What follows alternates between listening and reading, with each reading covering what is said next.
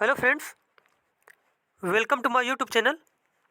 आज हम लोग यूपी पुलिस कांस्टेबल के लिए हिंदी का फर्स्ट चैप्टर कंप्लीट करेंगे।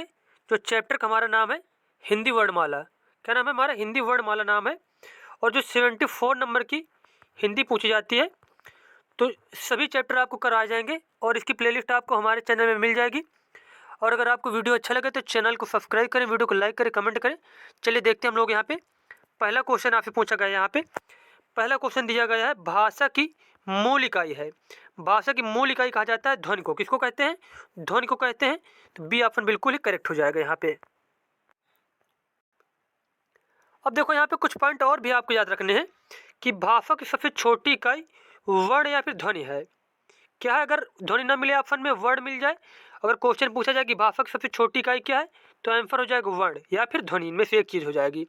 उसके बाद भाषा की सार्थक इकाई क्या है? सार्थक इकाई क्या है? सार्थक इकाई जिसका मतलब कुछ अर्थ निकलता है, जैसे कि वाक्य है, वाक्य या फिर शब्द। क्या है? वाक्य या शब्द। अब यहाँ पे पूछा गया है भाषा की सार्थक इकाई क्या है? वाक्य है। और वाक्य से छोटी इकाई क्या है? उपवाक्य है। और उपवाक्य से छोटी इकाई क्या है? पदबंध है। और पदबंध से छोटी इकाई क्या है? पद, या फिर जिसे ही शब्द कहते हैं। क्या कहते हैं? शब्द कहते हैं। और इससे छोटी इकाई क्या है? अक्षर है। और अक्षर से छोटी इकाई क्या होती है? ध्वनि होती है, वर्ण होते हैं। जैसे कि उदाहरण, राम शब्द में 2 अक्षर हैं, रा और मा, एवं 4 वर्ण हैं, रा आ और मा और आ। तो ऐसे आपको ये सब पॉइंट याद रखने हैं। उसके बाद सेकंड क्वेश्चन पूछा गया है, शब्द की सबसे छोटी इकाई क्या कहलाती है? शब्द की सबसे छोटी इकाई क्या कहलाती है? ध्वनि या फिर वर्ण कहलाती है। तो यहाँ पे बी ऑप्शन बिल्कुल ही सही हो जाएगा। और ये 2018 में पूछा गया है यूपी पुलिस कांस्टेबल में। अब देखो यहाँ पे जो प्रीवियस ईयर के क्वेश्चन है, उनके साथ साथ हम लोग कुछ नए क्वेश्चन भी, नए पॉइंट भी कंप्लीट करते जाएंगे। और ये सारे पॉइंट आपको याद करना है। जैसे कि यहाँ पे शब्द की सबसे छोटी इकाई हम लोगों ने पढ़ा क्या है? वर्ण है या फिर ध्वनि है। और अगर पूछ लिया जाए कि हिंदी में कुल कितने वर्ण होते हैं, तो वर्णों की संख्या होती है 52, जिसमें से स्वरों की संख्या कितनी है? 11 स्वर होते हैं। और 33 क्या है? 33 व्यंजन होते हैं, जिनमें से अयोगवाद 2 होते हैं, अंक और आहा। अंक जो होता है इसको अनुस्वार बोलते हैं। क्या बोलते हैं? इसको अनुस्वार बोलते हैं। और आहा जो होता है इसको विसर्ग बोलते हैं। और इन दोनों को मिलाकर बोला जाता है अयोगवाह। और उसके बाद नेक्स्ट पॉइंट यहाँ पर दिया गया है। नेक्स्ट पॉइंट है, 2 क्या होते हैं? द्विगुण व्यंजन होते हैं। डा और ढा को द्विगुण व्यंजन बोला जाता है। और 4 जो होते हैं संयुक्त वर्ण होते हैं। संयुक्त वर्ण को क्या बोलते हैं? छत्रज्ञ और श को संयुक्त वर्ण बोला जाता है। तो ये सारे पॉइंट आपको याद रखना है। ऐसे क्वेश्चन पूछा गया है कई बार कि द्विगुण व्यंजन कितने होते हैं? तो 2 होते हैं। कौन कौन से होते हैं? डा और ढा होते हैं। ये भी आपको याद रखना है। उसके बाद नेक्स्ट क्वेश्चन पूछा गया है, वर्णों के कितने भेद हैं? वर्णों के कितने भेद होते हैं? वर्णों के 2 भेद होते हैं। तो सी ऑप्शन यहाँ पे बिल्कुल ही सही हो जाएगा।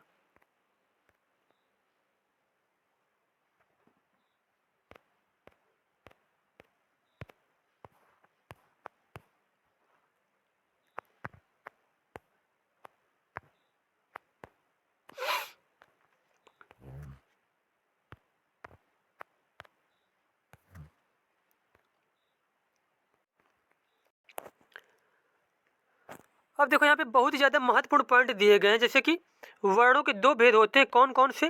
पहला होता है स्वर और दूसरा होता है व्यंजन। और मूल स्वरों की संख्या कितनी? 11 होती है। और मूल व्यंजनों की संख्या 33 होती है। अब स्वर कौन कौन से? जैसे कि छोटा, बड़ा, छोटी, बड़ी, छोटा, बड़ा, और ऋषि, ए, ऐ, ओ, औ। ये मिलाकर के कितने होते हैं? 11 होते हैं। और देखो यहाँ पे व्यंजन बताए गए, जैसे कि स्पर्श व्यंजन। अगर पूछ लिया जाए कि स्पर्श व्यंजनों की संख्या कितनी है, तो हो जाएगा आंसर 25 है। जैसे कि का वर्ग के अंतर्गत का, खा, गा, घांगा। चा वर्ग के अंतर्गत चा, छा, जा, जा यहाँ आते हैं। और टा वर्ग, ता वर्ग और पा वर्ग, इन सब को मिला के बोला जाता है स्पर्श व्यंजन। और उनकी संख्या होती है 25। और उसके बाद अंतस्थ व्यंजन कितने होते हैं? 4 होते हैं। या, रा, ला, वा, ये कितने होते हैं? 4 होते हैं। ये हो गए 4 वर्ण। और उसके बाद ऊष्म व्यंजन। ऊष्म व्यंजन कौन कौन से होते हैं? सा, खा, सा, ये क्या होते हैं? ऊष्म व्यंजन होते हैं। ये भी कितने होते हैं? 4 होते हैं। तो कितने हो गए? 25 और 4 4, ये कितने हो गए? 33 टोटल हो गए। उसके बाद अगला क्वेश्चन आपसे पूछा गया है, सा का उच्चारण स्थान है मुख में, मतलब सा का उच्चारण कहाँ से किया जाता है? तो सा बोला जाता है तालु से। कहाँ से? तालु से। तो यहाँ पे बी ऑप्शन बिल्कुल करेक्ट हो जाएगा। अब देखो यहाँ पे उच्चारण स्थान बताया गया, जैसे कि तालु या तालब से छोटी बड़ी ई और चा वर्ग। चा वर्ग मतलब चाचा जाजा इया वाले जो अक्षर होते हैं, और या और सा, ये सारे जो अक्षर हैं इनका बोला जाता है कहाँ से, तालु से बोलते हैं इनको। तालब व्यंजन और ये स्वर है यहाँ पे जो दिए गए हैं, छोटी बड़ी ये क्या स्वर है, और ये चा वर्ग वाले जो भी आते हैं चाचा जाजा इया, ये सब बोले जाते हैं तालु से। और इसके बाद छोटा आ, बड़ा आ, आहा और हा और का वर्ग। का वर्ग मतलब काखा गागा, ये क्या है, ये सब आते हैं कंठ व्यंजन के अंतर्गत। किसके अंतर्गत, कंठ व्यंजन के अंतर्गत, का वर्ग वाले जो हैं। और ये स्वर जो है ये आते हैं कंठ स्वर के अंतर्गत। उसके बाद दंत के बारे में बताया गया, जैसे कि ता वर्ग ता था दाधा। ता था दाधा क्या है, ना नहीं आता। देखो ना जो आता है, ये जो पांचवा अक्षर होता है, जैसे कि काखा गागा अंगा, चाचा जाजा इया, टाटा डाडा आड़ा, तो ये सब आते हैं नासिक व्यंजन के अंतर्गत। नासिक व्यंजन के अंतर्गत मतलब इनको बोलने में नाक से आवाज निकलती है कुछ। उसके बाद अगला पॉइंट दिया गया है, जैसे कि यहाँ पे मूर्धा या फिर मूर्धन्य व्यंजन या फिर स्वर, जैसे कि ऋषि जो होता है मूर्धन्य स्वर के अंतर्गत आता है। और जो टा वर्ग है, जैसे कि टा ठा डाढ़ा, ये सारे क्या है, मूर्धन्य व्यंजन के अंतर्गत आते हैं। और रा और खा, ये भी क्या है, मूर्धन्य व्यंजन ये भी। तो ये सारे पॉइंट आपको याद रखने हैं, बहुत क्वेश्चन इसे पूछे जाते हैं। अगला क्वेश्चन आपसे पूछा गया, कौन से शब्द में रा व्यंजन नहीं है, मात्र में, मूर्धा में, क्रम में या फिर मातृभूमि में। तो यहाँ पे जो डी ऑप्शन बिल्कुल सही हो जाएगा, क्योंकि मातृभूमि में रा नहीं है, क्या यहाँ पे ऋषि है। तो यहाँ पे डी ऑप्शन बिल्कुल ही सही हो जाएगा, मातृभूमि में रा व्यंजन नहीं है। नेक्स्ट क्वेश्चन यहाँ पर दिया गया है, कौन सा व्यंजन नासिका द्वारा उच्चरित होता है। तो यहाँ पे जो नासिका द्वारा उच्चरित होता है वो है अड़ा। कौन सा है, अड़ा। अब देखो यहाँ पे जैसे अंगा हो गया, इया हो गया, ना हो गया, ये सब क्या है, ये सब मतलब इनका उच्चारण होता है नासिका के द्वारा। तो ये पॉइंट भी आपको याद रखने हैं। अब देखो यहाँ पे बताया भी गया कि जो अंगा होता है, इया, अड़ा, ना और मा, मतलब जो पांचवा अक्षर होता है वर्ण का, जो वर्ग, जैसे कि का वर्ग का जो पांचवा अक्षर होगा वो क्या है, नासिक के द्वारा उच्चारण होता है। तो ये पांच अक्षर जो होते हैं, अंगा, इया, अड़ा और ना और मा, इनका क्या है, और जो अनुस्वार होता है, अनुस्वार जिसमें से अंक की बिंदी होती है, इसको अनुस्वार बोलते हैं। इनका उच्चारण स्थान क्या होता है, नासिका के द्वारा होता है। उसके बाद नेक्स्ट क्वेश्चन दिया गया है, स्वर रहित व्यंजन जब स्वर सहित व्यंजन से मिलता है। स्वर रहित व्यंजन जब स्वर सहित व्यंजन से मिलता है तब क्या कहलाता है, तब उसे बोलते हैं संयुक्त अक्षर। क्या बोलते हैं, संयुक्त अक्षर बोलते हैं।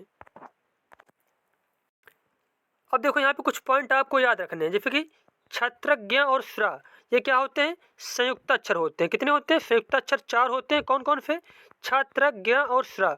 और इनको जैसे कि आधा का और जब खटकोण वाला खा मिलता है तब छा छत्री बनता है, और आधा ता और जब रा मिलता है तब त्रा बनता है, और आधा जा या मिलकर ज्ञा बनता है, और आधा सा और ये रा मिलकर ये बनते हैं श्रा।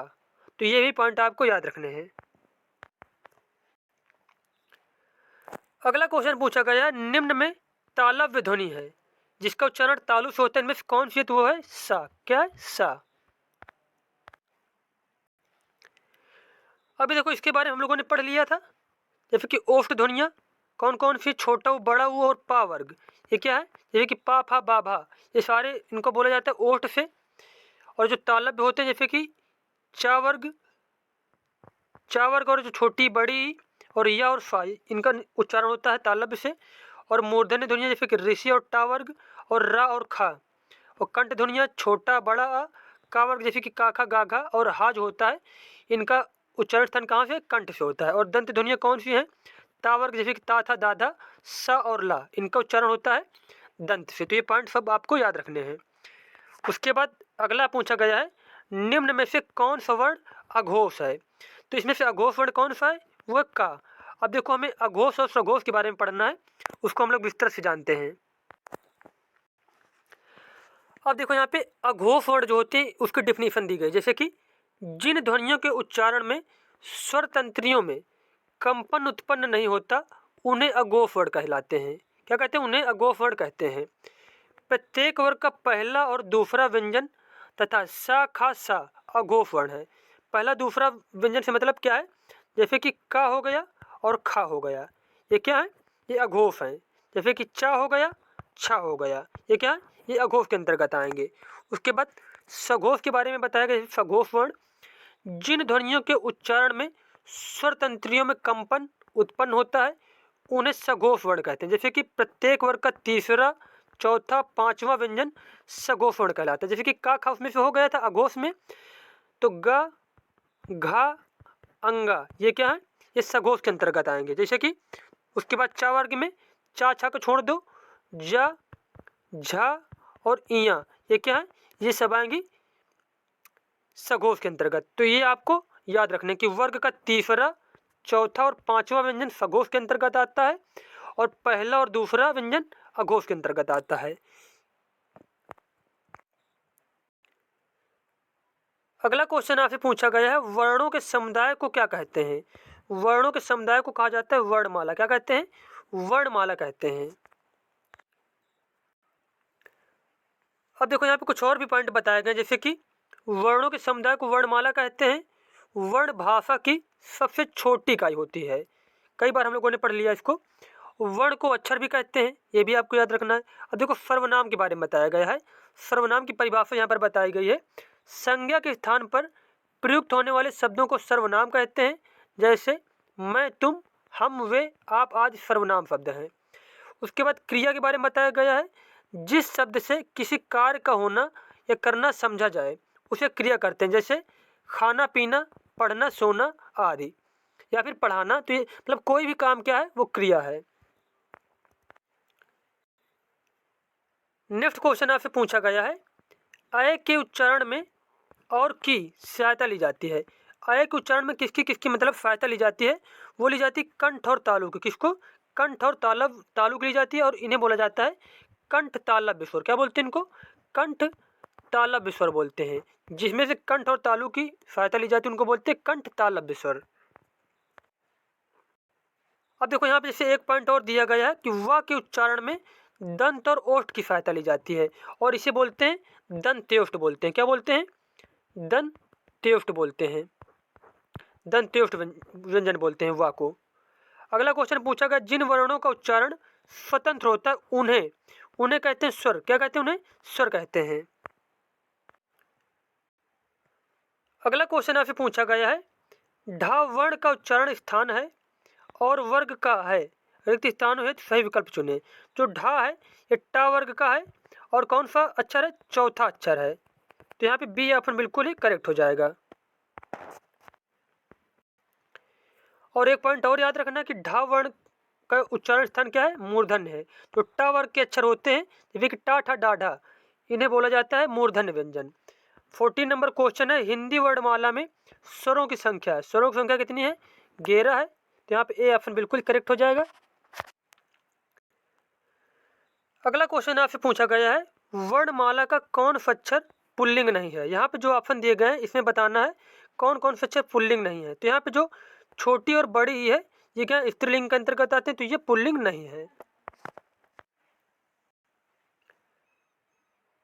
अगला क्वेश्चन आपसे पूछा गया है, च वर्ग ध्वनियाँ किस वर्ग में आती हैं? च वर्ग ध्वनियाँ आती हैं तालव्य में। किसमें? तालव्य में आती हैं। सी ऑप्शन बिल्कुल ही सही हो जाएगा। अब अगला क्वेश्चन देखो यहाँ पे दिया गया है, आधा दा है, फिर आ, फिर आधा का, फिर आधा छा, फिर आ, मतलब किसका डिवाइडेशन संधि विच्छेद किसका किया गया यहाँ पे? तो ये है दक्ष का। किसका? दक्ष का।